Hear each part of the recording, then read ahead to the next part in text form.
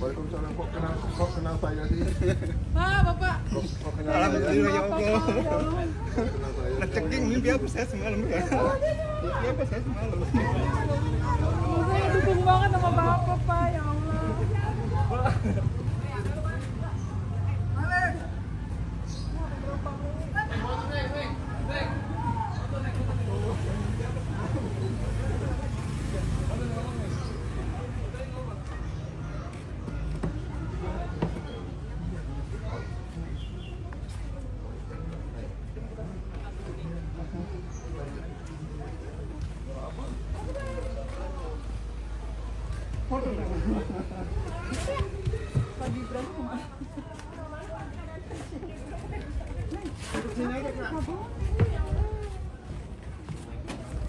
Ini rumah Mama, itu rumah aku. Itu Pak, rumah aku tuh yang ada Bapak itu. Sampai ujung, bisa sampai ujung laut. Bisa.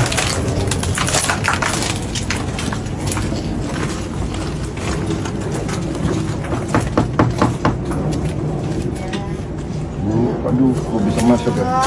Calon presiden kita ini tahun depan. Ayo, kok bisa masuk ya, Bu? Iya, bisa Pak. Hah? Iya sih. Ini mah nggak bakalan surut kan itu. Betapa juga. Kalau kita bantu ibu supaya naik bisa ya? Kita bangun untuk naik. Bisa? Iya. Paling di Ada video lucu nih dari Prabowo. Hah? Udahlah Pak, lu tuh udah tuir, istirahat aja. Biar yang muda yang mimpin Indonesia.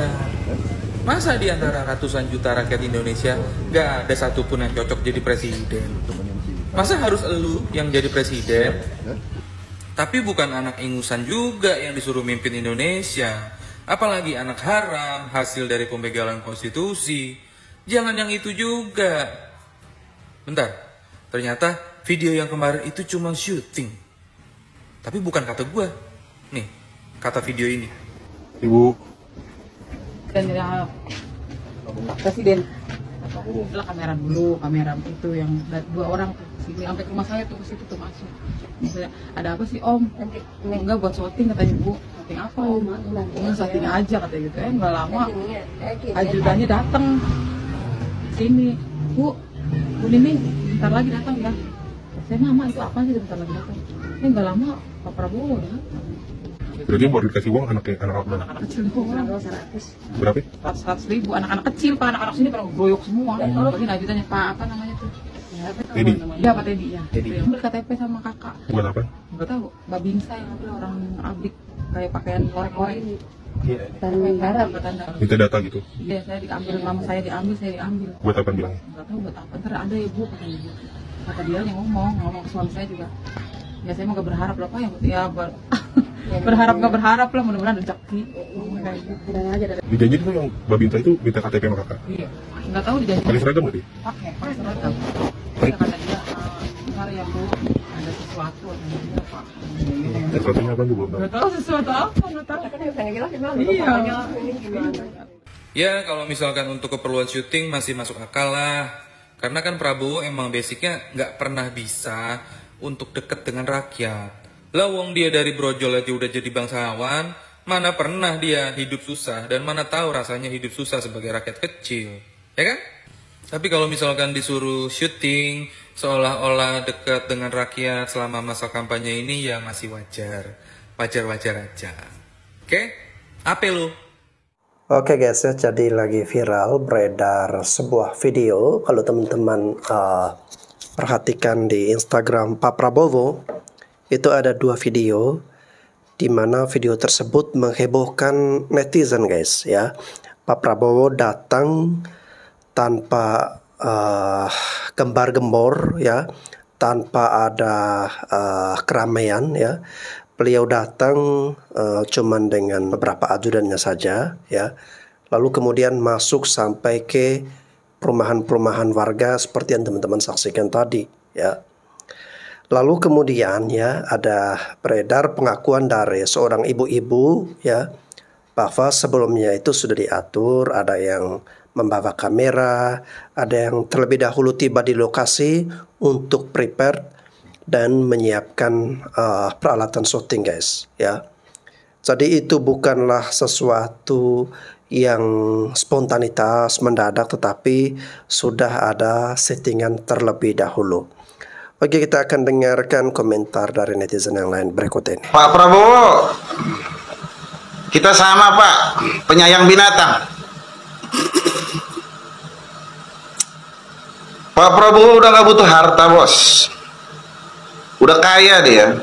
Kekayaan Anies 11M, kekayaan Pak Ganjar 13M, kekayaan Pak Prabowo 2,4 triliun. Presidennya kalah. Berkali-kali lipat dari kekayaan Pak Presiden. Udah bener ini. Pilih pemimpin yang kaya, yang udah jelas nggak bakalan butuh duit. Dia hanya ingin mengabdikan dirinya kepada negara Republik tercinta. Dukung terus Prabowo Gibran. Jaga terus kesatuan. NKRI harga mati. Oke, boy? Tenang Pak Prabowo, saya ada di rumah. Jujur, saya dulu gak milih Pak Prabowo karena dulu saya masih kecil. Tapi sekarang saya siap milih Pak Prabowo karena saya sudah punya KTP. Siap ngiding kena soro nemu, ya tak nemu menis comel. Tak genteng ya tak soki. Tak iya, salam jak kejak jak atokaran setriatanan. Abering matua ngiding. Salam pagi sahabat TikTok. Menjelang akhir tahun 2023 dan juga semakin dekatnya pemilihan presiden dan wakil presiden tanggal 14 Februari 2024, muncul satu gelombang dahsyat, gelombang besar demokrasi yang memiliki hashtag asal bukan Prabowo Subianto. Ini adalah merupakan satu kesadaran kolektif anak bangsa yang gelombangnya begitu besar dan bisa menyapu apa saja dengan hashtag asal bukan Prabowo Subianto. Menurut saya hal ini kenapa bisa terjadi? Setidaknya ada 3 hal yang memicunya. Yang pertama adalah dipertontonkannya ketidakadilan oleh penguasa dan juga yang berkorelasi dengan 02 Prabowo Subianto dan Gibran. Jika yang dilaporkan adalah pelanggaran-pelanggaran yang dilakukan oleh 02, maka aparat barangkali dan juga Bawaslu dan juga penguasa akan tutup mata dan sangat lambat untuk melakukan memproses laporan-laporan yang diadukan oleh 01 dan 03. Namun sebaliknya, jika laporan yang dilakukan oleh 02 terhadap 01 dan 03 itu, maka aparat begitu bergerak cepat, termasuk Bawaslu dan lain-lain. Yang kedua adalah dipertontonkannya juga ketidakadilan, termasuk mengangkat berbagai kasus-kasus yang barangkali berhubungan dengan paslon 01 dan 03. Walaupun kasus itu sudah demikian lama, tapi diangkat pada saat ini. Contoh misalnya katakan kasus Harun Masiku yang kembali dianggap menjadi sangat prioritas untuk dituntaskan di dalam mendekati pemilihan presiden dan wakil presiden. Walaupun itu sudah merupakan kasus lama. Dan yang teranyar adalah kasus yang dianggap penggelapan pajak oleh seorang relawan 01. Walaupun nilainya sebenarnya dianggap kecil bagi pajak, yaitu 1 miliar. Dibanding dengan begitu banyaknya kasus-kasus lain penggelapan pajak yang harusnya menjadi super prioritas dari penegak hukum. Yang kedua adalah semakin kelihatannya arogansi dari 02 dan pengusung 02 ataupun simpatisan ataupun para tim pemenangan dari 02 yang terus mengkampanyekan satu putaran. Padahal secara logika dan angka-angka statistik tidak memungkinkan untuk satu putaran.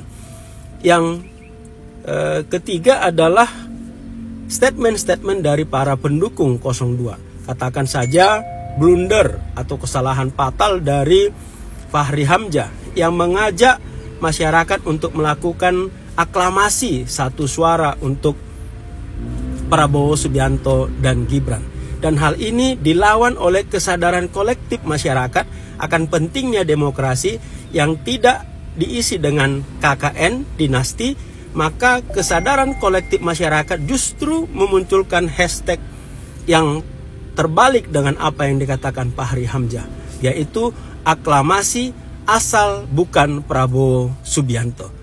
Ini menjadi sangat menarik dan saya yakin bahwa gelombang dahsyat kesadaran kolektif anak bangsa ini pasti bisa melindas apa saja dengan hashtag asal bukan Prabowo Subianto. Selamat berpesta demokrasi. Kita saksikan 14 Februari 2024. Prabowo lahir pada tanggal 17 Oktober 1951. Jadi wetonnya itu Rebo Pon.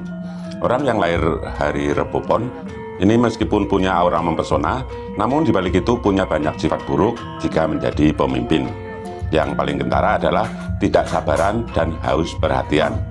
Rebo Pon juga memiliki sifat buruk seperti cenderung posesif, tidak disiplin, suka dipuji, suka pamer, dan sedikit pemalas. Sifat buruk lainnya, mereka kurang bijak dalam mengambil keputusan, bahkan kerap merasa menyesal akan keputusan yang sudah diambilnya. Orangnya pemarah, suka membantah, dan hatinya keras. Sekarang kita bahas dari wukunya, yaitu wuku sungsang. Wuku sungsang ini jeleknya bersifat sungsang burung tiba, atau kedatangannya bagaikan api. Meskipun menerangi, tapi bisa panas dan membuat orang lain gerah. Pedangunya yaitu dangu atau watu, yang artinya berwatak keras hati dan kurang wawasan. Rakamnya adalah mantri sinar roja, yang meskipun bisa menjalankan tugas, namun angkuh dan sering berujung kepada kekecewaan. Burungnya adalah nori, yaitu punya kecenderungan untuk boros dan serakah. Sungsang megamendung, artinya keras, tegaan, dan peteng atine. Jadi sebenarnya memang weton ini cocok untuk di militer, namun kurang cocok dalam memimpin rakyat sipil karena bisa terlalu keras, apalagi di zaman demokrasi seperti sekarang ini. Semua bahan kami dapatkan dari Primbon, bukan atas persepsi pribadi. Oke guys ya, tadi sudah dijelaskan ya sifat-sifat atau karakter seseorang berdasarkan tanggal lahirnya dia ya. Dan Bapak ini sudah menjelaskan bahwa watak yang dimiliki oleh Pak Prabowo sesuai dengan tanggal lahirnya itu sangat cocok memang untuk Pak Prabowo dalam membangun karirnya di dunia militer guys ya. Namun jika menjadi pemimpin untuk warga sipil itu sangatlah tidak cocok ya. Tidak cocok kenapa? Karena hatinya keras, mengambil kebijakannya itu kurang bagus dan serakah serta boros guys. Wahai rakyat jelata, kamu dan saya sama. Saya anak kondektur bus PPD jurusan Blok M Senen. Kita bukan anak presiden. Kita juga nggak bakalan bisa nyapres berkali-kali. Jangan habiskan pulsa. Nggak perlu habisin kuota untuk bela-belain Gemoy Gibran. Gemoy Gibran udah ada tim kampanyenya. Sudah bayar mahal tim buzzernya. Sudah banyak ahli yang bantuin mereka karena diiming-imingi jabatan. Berita baiknya, rakyat berdaulat. Kita juga punya suara. Suara kita menentukan. Nomor 1 boleh, nomor 3 lebih bagus. Indonesia forever, Ganjar Mahfud menang, menang, menang. Amin. Kek, sebutkan satu nama dan wajah orang yang paling gampang dikenal. Prabowo pastinya. Kenapa Prabowo? Iya, di setiap ada pemilihan capres, ya selalu ada terus. Wah, oh iya juga ya. Iya. Gak pernah absen ya? Gak pernah absen. Iya benar. Iya. Udah 3 periode dia. Iya benar. Iya benar. 3 periode. Iya benar. Jadi gampang dikenal ya. Iya. Udah tenar lah gitu. Iya. Ampun lah. Kalaupun misalkan gitu ya, Ganjar tidak lolos di putaran kedua, naudzubillahi min dzalik, itu minimal mereka tidak akan memberikan dukungan itu kepada Prabowo Subianto. Mereka akan golput karena mereka tidak akan pernah mendukung para pengkhianat gitu ya. Jadi dari sini kita bisa melihat bahwa peta politik hari ini di Pilpres 2024 sudah sama sekali berbeda, di mana pendukung Ganjar dan pendukung Anies sama sekali tidak saling serang. Malah keduanya kompak melakukan serangan yang sama kepada Prabowo Subianto. Jadi ya sebenarnya kalau kita ngelihat sebelum-sebelumnya gitu ya, orang-orang para pendukung Pak Jokowi kan relatif menyerang Anies Baswedan. Sebelumnya kita berpikir bahwa ya Pilpres 2024 itu asal bukan Anies, Prabowo pun gak apa-apa deh gitu ya. Awalnya seperti itu. Tapi sekarang setelah intervensi di MK, setelah kesewenang-wenangan yang dipertontonkan dengan sedemikian rupa, nampaknya hari ini sudah berbeda. Hari ini para pendukung Pak Jokowi sudah sangat-sangat anti dengan Prabowo Subianto. Sehingga inilah yang kemudian membuat kubu Ganjar dan kubu Anies tidak saling serang, tapi justru menyerang Prabowo. Karena yang ingin mereka kalahkan adalah satu kelompok yang sama. Jadi, kalau dari sini kemudian Gibran atau Prabowo melakukan arogansi atau menyampaikan bahasa-bahasa yang penuh emosional, sebuah arogansi kekuasaan, sebuah keputusan-keputusan yang mempertontonkan bahwa mereka berkuasa, tidak akan mendapat teguran, bebas melanggar dan sebagainya, itu semakin meyakinkan kita semua, terutama para pendukung Ganjar, untuk tidak akan pernah mendukung Prabowo dan Gibran.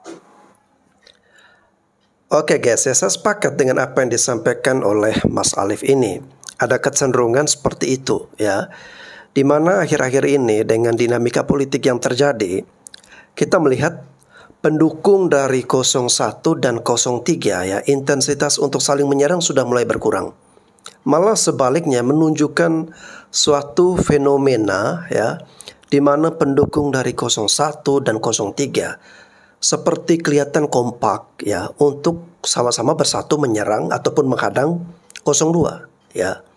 Nah, kita tinggal menunggu hari halnya nanti. Saya pribadi berharap Pilpres ini dapat bertarung 2 putaran ya. Ya, karena kalau terjadi 1 putaran dan Pak Prabowo menang guys ya, yang keenakan adalah elit-elit politik yang mendukung Pak Prabowo ya.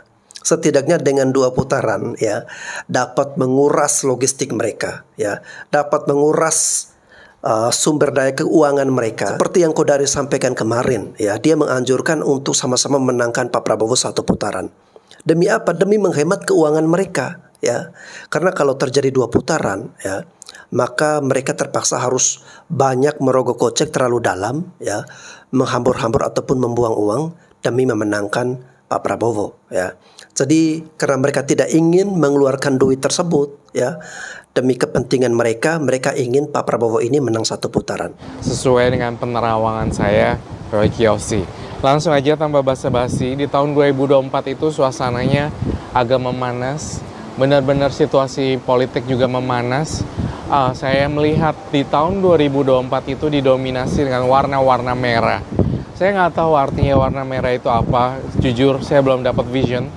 Tapi saya merasakan adanya nuansa-nuansa merah. Entah itu akan ada alam kebakaran kah, ataukah semua yang berhubungan dengan logo atau lambang atau sesuatu yang berwarna merah. Jadi saya merasakan di tahun 2004 itu akan identik dengan warna merah atau sesuatu yang berhubungan dengan merah, merah, dan merah. Oke, lanjut. Kemudian politik memanas itu adalah akan adanya situasi politik yang gonjang-ganjing dan akan seru banget, akan ada perdebatan, akan ada suatu kejadian yang menurut aku kayak bakalan meledak di dunia politik seperti itu. Saya tidak bilang siapa yang jadi presiden dan segala siapa, tapi saya merasakan alam semesta itu udah menyiapkan orang yang tepat untuk menjadi pemimpin di Indonesia di tahun 2024. Saya merasakannya orangnya polos, kemudian juga orangnya kalem. Saya nggak bisa sebut ciri-ciri fisiknya, tapi saya merasakan orang tersebut sangat positif banget dan insya Allah akan membawa kebaikan untuk Indonesia.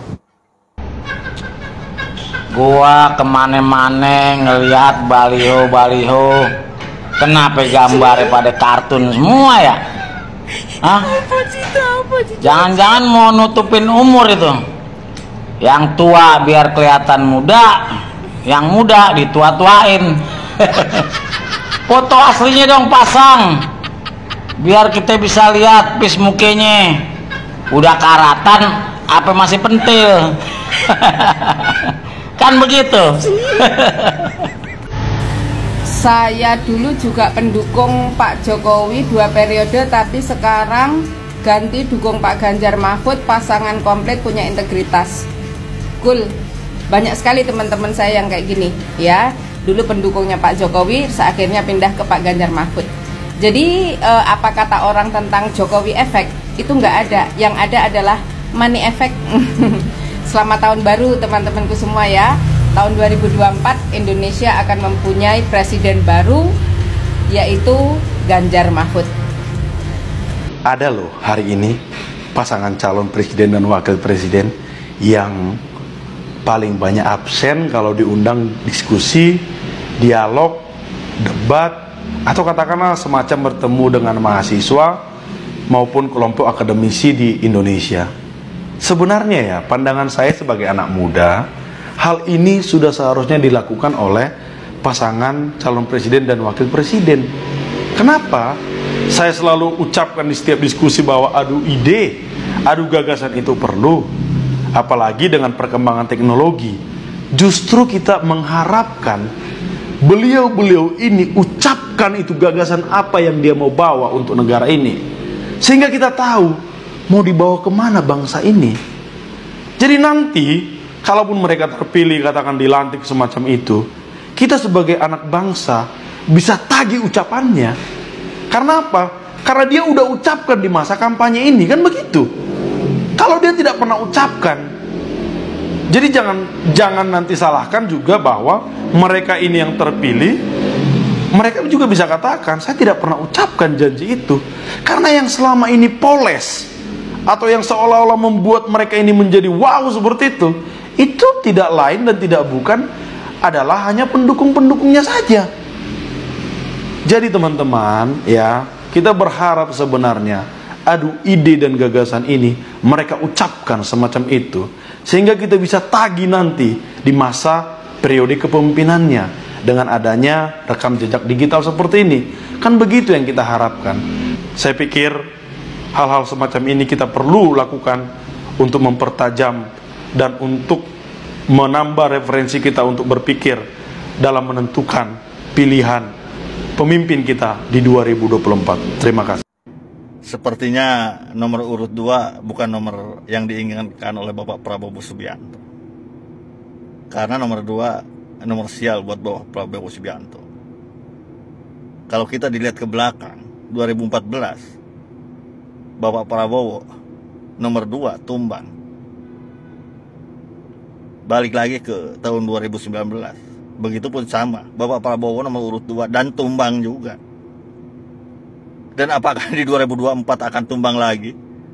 Karena Bapak Prabowo nomor urut 2. Ternyata nomor urut 2 nomor sial buat Bapak Prabowo. Dan tidak kalah menarik, nomor yang didapat Bapak Ganjar Pranowo. Nomor 3 sudah sesuai dengan jargonnya PDI Perjuangan. Ganjar coy. Tidak terasa guys ya, sebentar lagi, kurang lebih sebulan lagi guys ya. Sekarang sudah bulan Januari, tahun baru ya. Di tanggal 14 Februari nanti kita akan sama-sama melihat, kita akan sama-sama menentukan siapakah nanti yang akan memenangi pertarungan Pilpres. Apakah ada yang memenangi 1 putaran ataukah menjadi 2 putaran ya. Semuanya menjadi misteri dan hanya Tuhan yang tahu. Ya, tugas kita saat ini adalah harap, berdoa, menyerahkan kepada Tuhan ya. Semoga kita dianugerahi pemimpin yang terbaik, pemimpin yang benar-benar bekerja nantinya untuk membangun bangsa dan negara kita ya. Saya masih ingin melihat pemimpin yang lincah seperti Pak Jokowi ya, yang siap untuk kemana-mana, yang siap untuk belusukan, yang turun ke masyarakat dengan begitu lincahnya ya, berinteraksi dengan masyarakat, bahkan mau berkeringat dengan masyarakat, ya. Nah, seperti yang teman-teman saksikan tadi, ya, ada video Pak Prabowo turun langsung menemui masyarakat, ya. Jelas video itu menjadi viral dan heboh. Kenapa bisa seperti itu? Karena jarang terjadi, ya, jarang sekali terjadi Pak Prabowo mau turun ke lapangan atau mau belusukan atau mau datang berkunjung ke daerah-daerah yang kumuh, guys, ya. Nah, ini berbanding terbalik dengan Pak Ganjar, ya. Kalau Pak Ganjar udah sering melakukan itu, guys, ya. Itu sudah menjadi kebiasaannya, menjadi tradisi, ya, menjadi ciri khas dalam diri seorang Ganjar Pranowo. Cepat tanggap, ya, selalu turun ke lapangan, cepat untuk berinteraksi dengan masyarakat, ya. Belusukan, bahkan mau berkeringat, mencium keringat rakyat, ya. Bahkan dalam beberapa video yang sering kita saksikan, ya, selain di jalan-jalan Pak Prabowo menemui warga, menemui masyarakat, ketika ada permasalahan beliau langsung terjun ke lapangan, ya. Ada juga video di mana Pak Ganjar menginap di suatu perkampungan atau desa, ya, membaur ala kadarnya dengan masyarakat, ya. Ini menunjukkan suatu ciri khas dalam diri seorang pemimpin tersebut, ya, tanpa dibuat-buat, ya. Artinya dia bukan turun ke lapangan atau terjun bersama dengan masyarakat bukan pada saat mendekati pemilihan umum, ya, atau mendekati pilpres, tetapi itu memang sudah dari dulu dia lakukan. Nah, ini kita harus pintar-pintar, pandai-pandai melihat dan memilah, guys, ya. Mana pemimpin yang benar-benar alami, sering berinteraksi dengan masyarakat, belusukan, ya, turun dan mau mencium bau keringat rakyat. Mana yang settingan, ya, mana yang, ya, musiman saja bisa melakukan seperti itu. Oke, guys, semoga kita semua semakin cerdas, ya. Salam waras, salam 3 jari. Saya Bastian Sebos, sampai jumpa lagi.